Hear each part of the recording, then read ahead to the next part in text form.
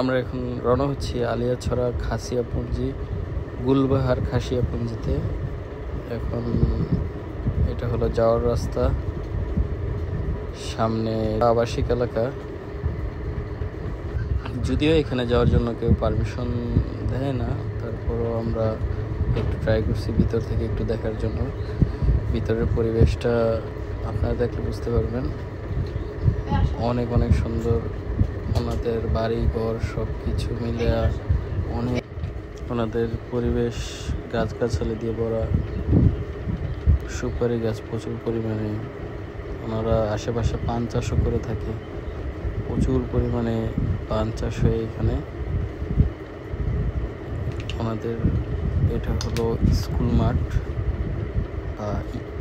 স্কুলের যেই সামনের জায়গাটা, এটা এই যে অনেক পান গাছ এখানে। ওদের সব কিছু পরিষ্কার পরিচ্ছন্ন, অনেক গুছানো।